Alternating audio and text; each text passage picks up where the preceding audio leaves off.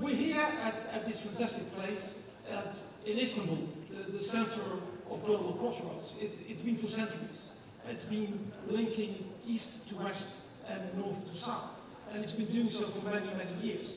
And it's this fantastic geographical position that is now providing the fertile foundation to a new wave of growth that is coming. And that wave of growth is built on this economic center of gravity that Istanbul is becoming more and more. And especially with the new airport that has recently been opened, which made Turkish Airlines the airline that flies to the most destinations in the world and a dominant global player become even more dominant. And I just had some feedback on the quality of the service of Turkish Airlines. Thank you for that, Joe. And sometimes we forget how good Turkish Airlines as a passenger airline actually is. I think it's been very clear to the world, the importance of air cargo. So I definitely agree with that, and I also very much agree with Joe. I think people here in Turkey have no idea, how fine, how nice it is to fly on Turkish Airlines. And in my opinion, as a passenger, I must say also, I can't tell you how it is like box, but as a passenger, I think Turkish Airlines have by far the best catering that I've ever tasted. So compliments there. Coming back on your question, I think what have you learned? I think what we saw a lot of the European legacy carriers like Lufthansa, Air France, Kirilan, over the last decade, slowly phasing out their freighters and trusting more on PAX wide-body capacity. Now, guess what? I think it was somewhere in end of March 2020 when we had the US flag ban, and 3 weeks later, about the whole worldwide passenger fleet was on the ground. And trying to get freighters anywhere to move all the goods that were so urgently needed. And I think that the airlines that have invested, and not only in the equipment, in the freighter fleet, but also in the infrastructure at their hubs. So, like, also next to Turkish Airlines, Qatar Airways or Emirates, they kept believing in the freighter capacity, they kept it, and I think they were harmed way less than the Lufthansa's, the KLM's, and the Air France's of this world for making that choice. And I think that, having learned this, that cargo should become higher on the agenda of these kind of airlines. And it's also something like a risk mitigation, that once your complete passenger fleet is down, you still got another leg to stand on, which is your cargo leg, and the other way around as well. So I think the importance should be higher on the agenda, and especially when the transportation of COVID-related goods, will definitely continue for the years ahead of us. Thank you, Jos. Thank you very much. Thank you. This being a great panel, but it's especially being made very great by Ms. Aisha. Aisha is not only the president of UTICAT, but also a member of the Trade Facilitation Coordination Committee of Turkey. She's also a member of the FIATA Road Working Group and a member of the CLECAT, I hope I say that correctly, Road Working Group. And next to that, also the general manager of ATC Group International Transport and Commerce. So obviously I'm honored you had the time to sit on this panel. And given also the green economy theme, a question to you. Environmental friendliness, sustainability, and ecological footprint are factors that will determine the way we plan, we operate, and we manage supply chains in the future. Now, from your perspective, what does this mean for the different modes? What do you expect will happen or has to happen in the future? First, thank you very much for your kind invitation as a Turkish Airlines. I'm really happy to be here as a speaker with this great organization. The future of the logistics depend on the transformation of the industry. And the transformation requires the adaptation, new models of doing business. It's a new agenda. Especially some changing with the legal structure, especially in the Green Deal, such as European Green Deal, and also Paris Agreement. We have to change something in this. For instance, road transportation is a really significant model in Turkey, especially. But however, increasing the global awareness and the legal requirements, we need to change it as soon as possible into rail or intermodal. Because we have to change as well the big pressure on the highways, the tracks, and it must change on the road to rail. Therefore, there is urgent needs.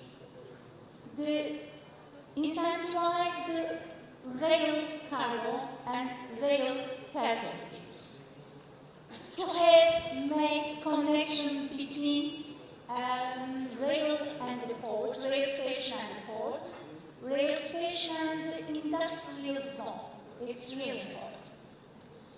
And also, we have organized in uninterrupted rail transport between east and west coast of Turkey. This model developed infrastructure of the intermodal transport and also incentives we need. This action, maybe it's not only come from public, we need also private bodies as well, this changement and this transaction. Nowadays, as a pandemic, we see that rail transportation sustainable mode of transportation in Turkey because it served as an alternative to the enabling touchless mode with the others. Rail transport is an sustainable transport mode during pandemic. It's not only mentioned, I don't want to only mention about rail and intermodal. It's augmenting air and sea transportation as well with the Green Deal. What will we do with the Green Deal with air and sea mode? As you know well, air and sea mode also we must shape as well. Low sulfur gas must be needed as soon as possible.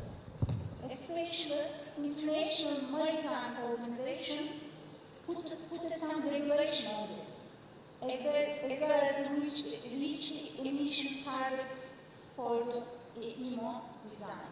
That's all altogether. Thank you. Thank you.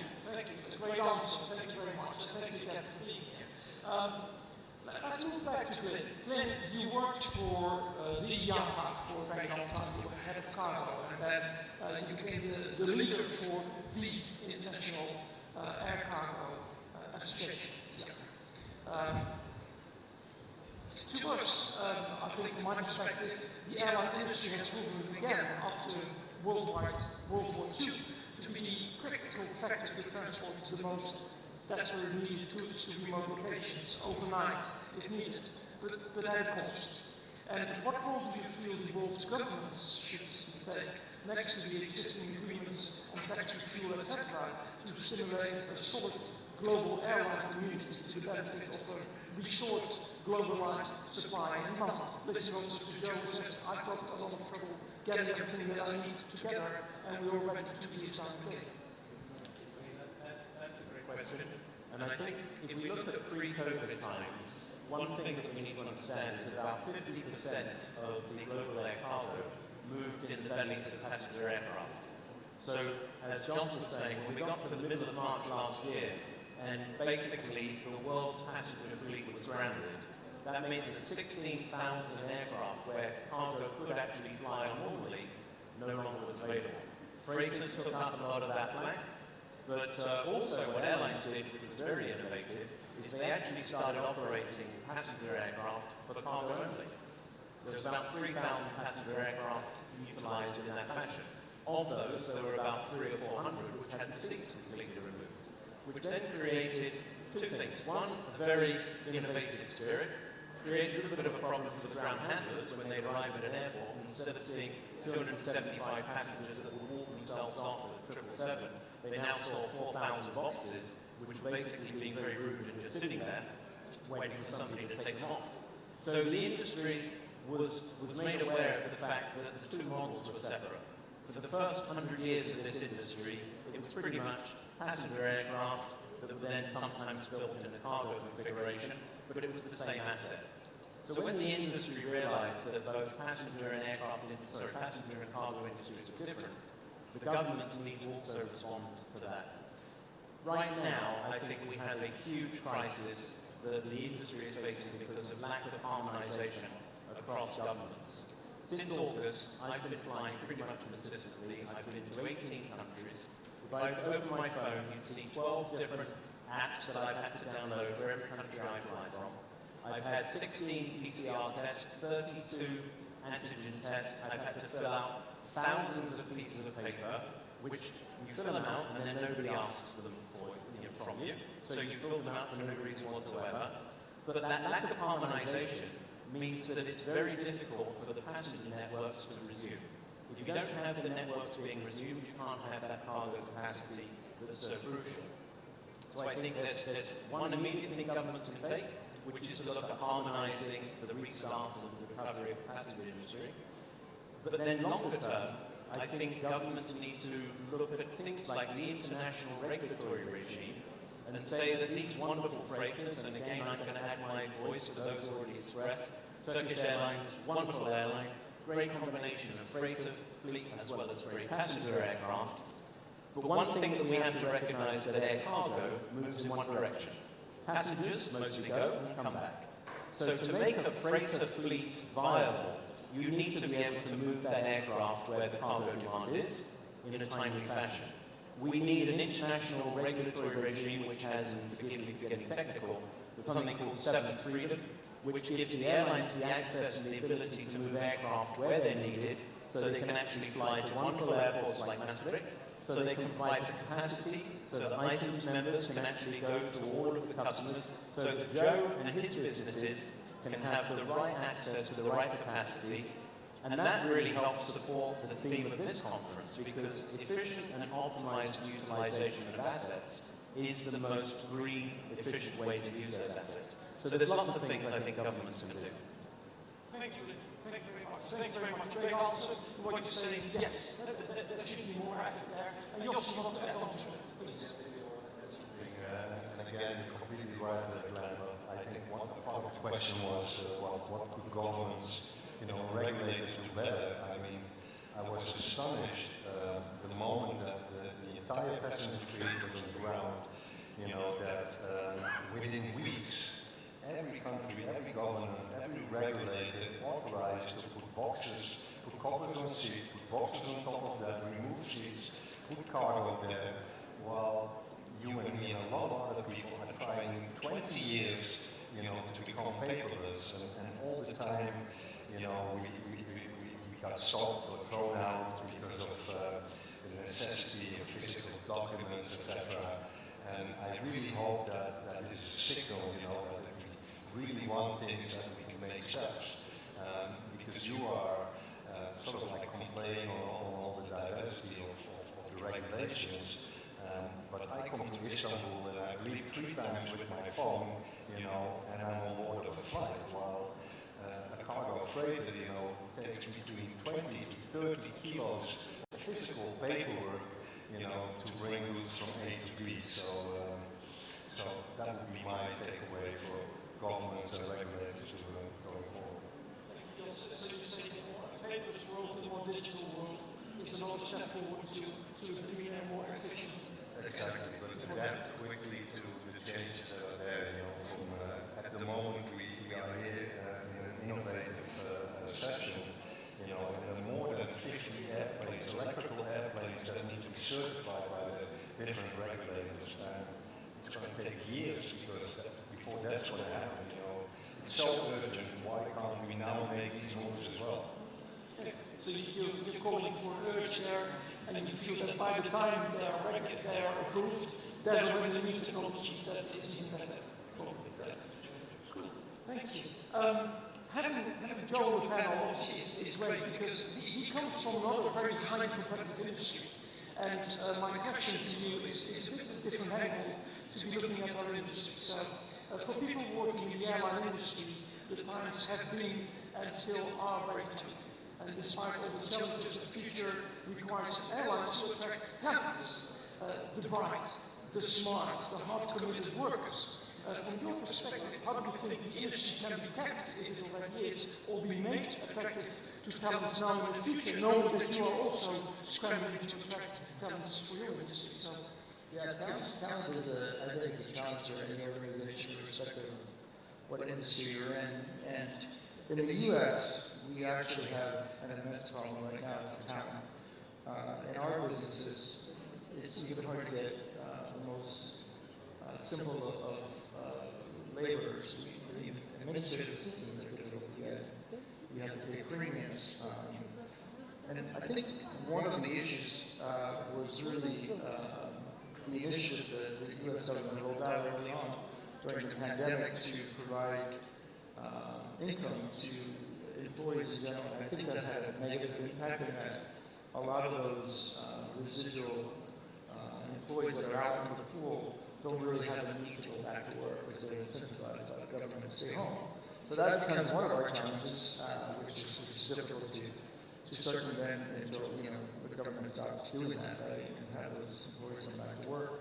I think the other dynamic is really training. I think in general, when you invest early on in people's careers, that happened to me at Merck. When you have somebody coming out of university or out of technical training programs, and you really invest in them as a human being, there's a loyalty that gets created. So we're trying to implement programs like that bring in people right out of the university, and we invest in them on their education. We oftentimes pay for their advanced education and get them to commit to stay with the organization. I think those models are rolling out, and I think talent will continue to be a challenge. I think again, training is probably one of the best investments we can make. Thank you, Joe. So what I hear you say is one of my pet horses is that human resource development and human capital management is actually the way forward to attract and retain talent for your industry. Jos, what do you feel from that point of view to attract talent to the airline industry? Bring new talent to the industry. I think again, I'm pointing out the fact that aircraft is very much unknown to people. Yeah, it's happening on the dark side of the airport,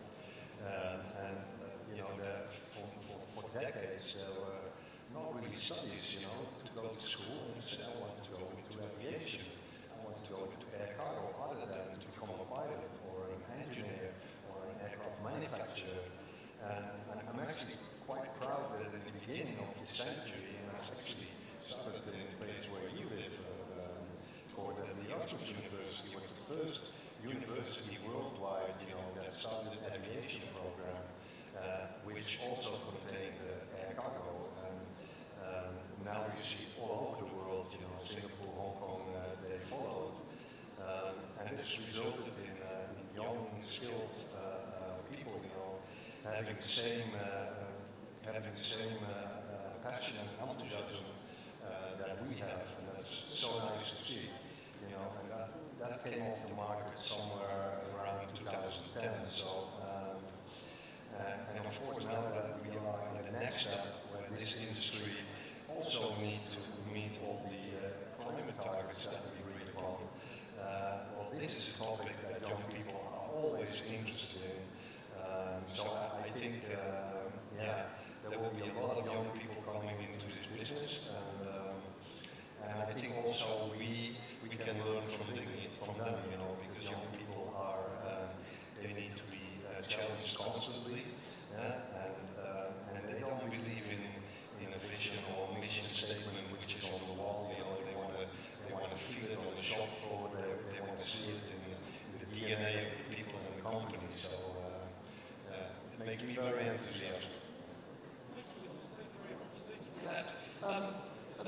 question that goes to Aisha again, and Aisha, the pandemic also showed the value, but also the dependency on information and communication technology systems. MS Teams and Zooms are now household names in many companies, and Facebook, which is now called Meta, and Amazon, so their influence go further, and the recent Singles Day China broke records again, driven by e-commerce facilitated sales. But how do you think that information communication technology can help us to rebuild that broken supply chain and preferably make it stronger and more resilient towards future changes?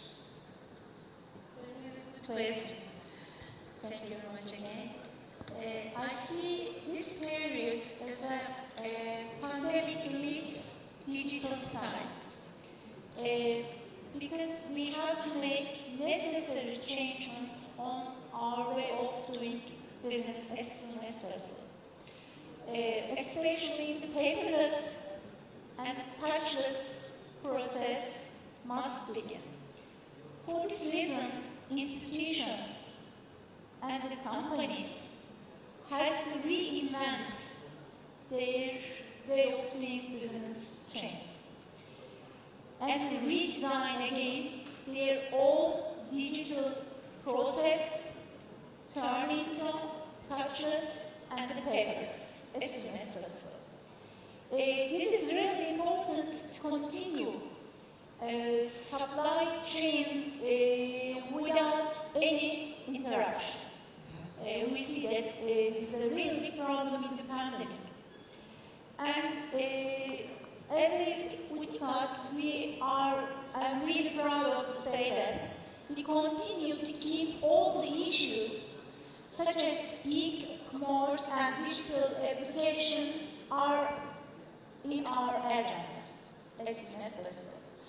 Currently, it's a really new subject for us, and we are working on this very eagerly. We are also so proud of them. Turkish digital logistic platform, which aim to unify and make digital all the data transaction between the different parties for all the logistic parts, especially shipper, consignee, supplier, custom, and also law, bank, and account. It will be a really great project, and our report is ready. We are really happy on this. Thank you. Thank you, Martin. Thank you. Very good answer. Thank you very much for that. I think we are very slowly nearing the end of the time slot. So I have one final question for each and every one of you. Let's call it the 1 minute question, which can take up to 5 minutes to be answered. We know how this works. But we'll start with you. The question is, we are at Istanbul, and it's the center point of gravity for many supply chains, and most certainly for many air cargo supply chains. As a speaker to the audience, from your discipline, what would you advise them, the audience, to do differently in the future to ensure that they both fortify the supply chain and stimulate the growth and prosperity of Turkey as well as that of their own companies? What would your advice be to this fantastic audience? Did you say 1 hour to answer that question? Yes. Oh, 1 hour or 1 minute. First of all, I think, as we've said, Turkey is the centre of the planet. No matter which map you look at, other than the maps designed by the UK, obviously, where Great Britain tends to be a little bit too large and a little bit too central.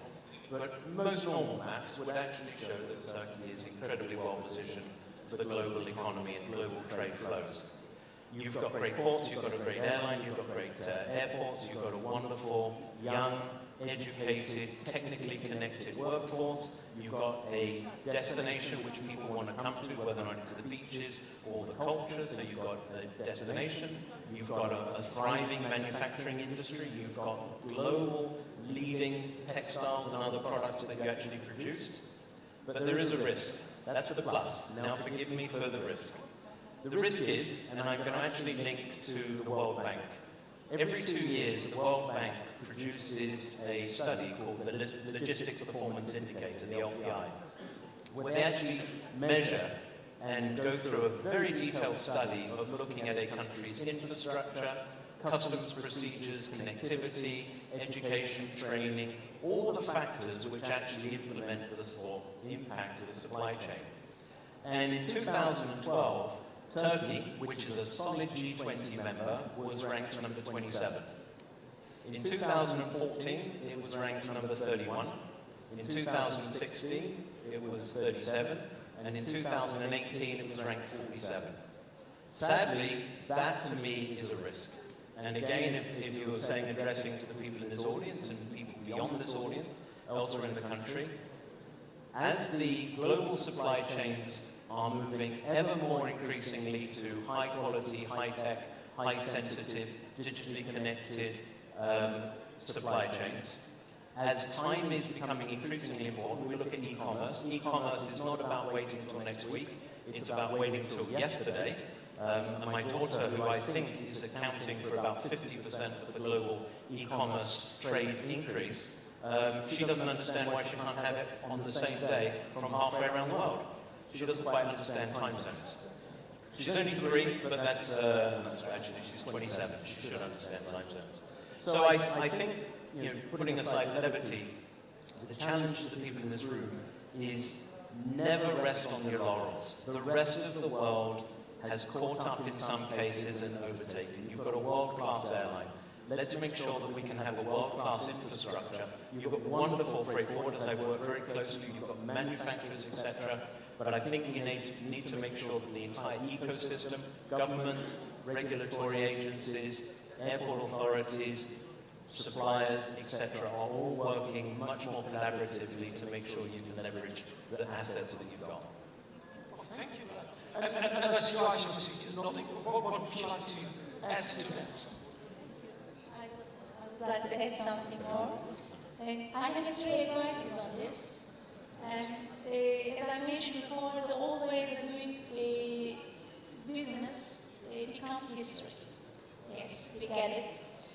And supply chain and forwarders or the logistics providers should reinvent their strategies as soon as possible for the new world, new digital world. Secondly, Istanbul, and as a big, we are looking for a big map as a Turkey. We have a greatest potential for freight operation, with our great airports, with our ports, and also borders, and also geographical advantages. It's really important. And also, Turkey is a can be big logistic hub as well.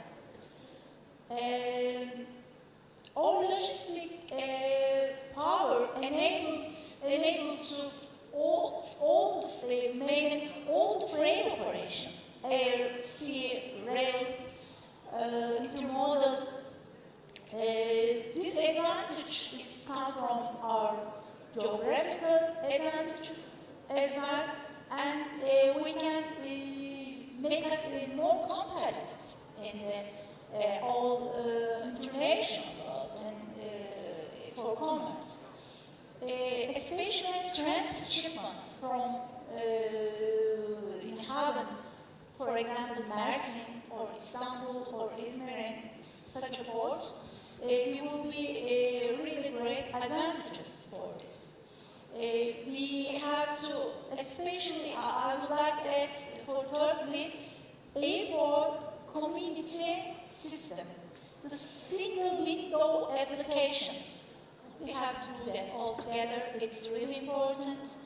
And single window application in the cloud environments altogether among the stakeholders of airport ground service. We can do that.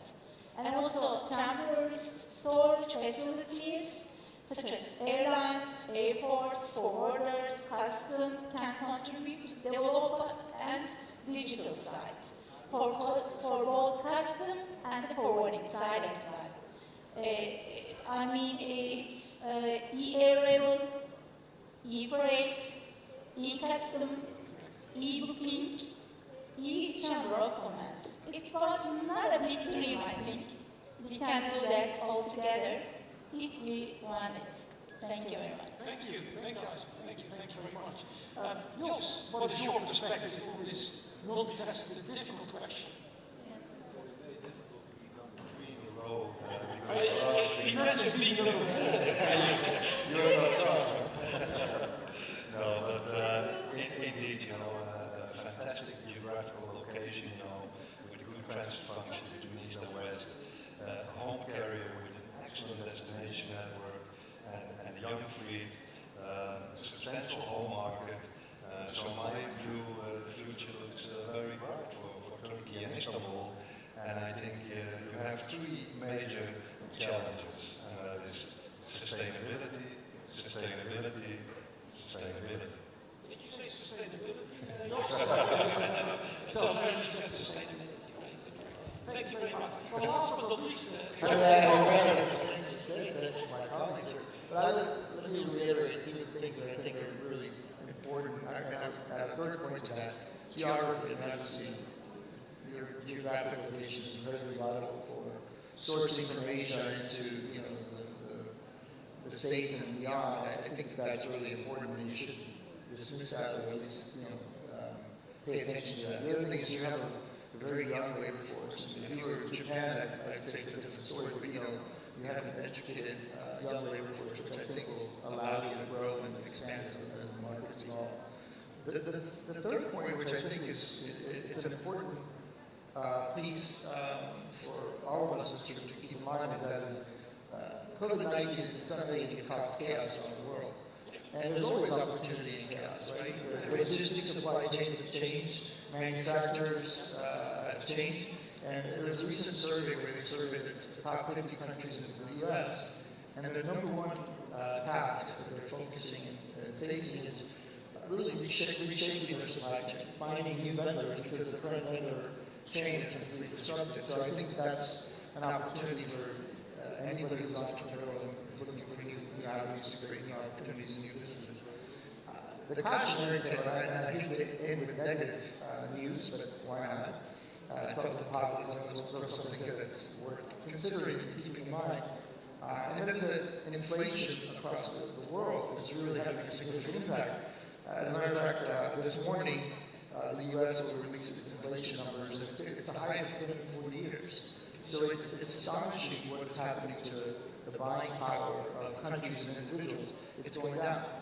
I would argue that creates an opportunity for low-cost manufacturers and logistics. I'm happy to say that when I compare pricing for my ticket here, Turkish is cheapest. So you guys have an advantage of some sort, and I think it's worth leveraging that in an environment that's potentially negative. Thank you very much. Thank you very much. Thank you very much. Well, ladies and gentlemen, I want to thank the panel. I want to thank you for being here, for your time, and thank you very much, panel, Joe, on your side, and Kirilan, for your time, wanting to come to Istanbul, and I hope this helps us to reach the next level of growth in Istanbul, in Turkish country, and for Turkish Airlines and Turkish Cargo to go to the next stage. Thank you very much, and I hope to see you next time. Thank you very much. Thank you very much for this very useful and important panel. Please do not move, and I would like to invite Mr. Minister Kürşat Türkmen and Abdus Abdullah there for the ceremony. But before, I would like to welcome Mr. Minister from Romania, Minister of Energy of Romania, Mr. Virgil Popescu. It's a pleasure for us to host you. And I would also like to invite Mr. Minister to the stage, to the floor, for the ceremony of the presents. And we also would like to listen if he delivers the remarks, and we will be very happy. Then first remarks, then we come to Of course, it's a pleasure. And then we will listen to Mr. Minister from Romania, Mr. Popescu.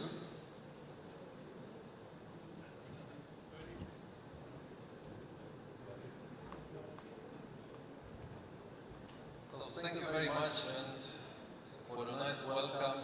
I apologize first of all because I had to be in the morning, but last evening I took the plane to Bucharest and I had a government meeting in Bucharest and then I came back because it's a pleasure to be here in Istanbul and to attend this 5th forum, Istanbul Forum of Green Economy. And when we talk about green economy, we could not unlink from green energy, and green energy is the backbone of all economies. So I remember that I participated COP26 at Glasgow, and there we took a lot of initiatives and we took a lot of commitment, all states, to reduce CO2 emission. And Romania is committed to do like that. It's committed to do the Green Deal. It's a European Green Deal, but it's committed to reduce 55% of CO2 emission till 2030 and to be neutral till 2050. Yesterday I had a meeting with the Turkish Minister of Energy in Ankara, and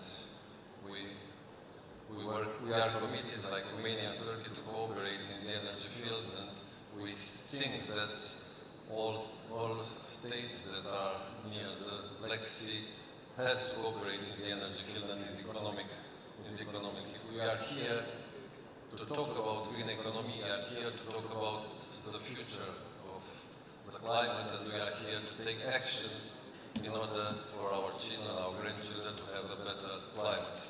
So thank you very much once again for inviting me here, and apologize once again because I couldn't be at the beginning. Thank you very much.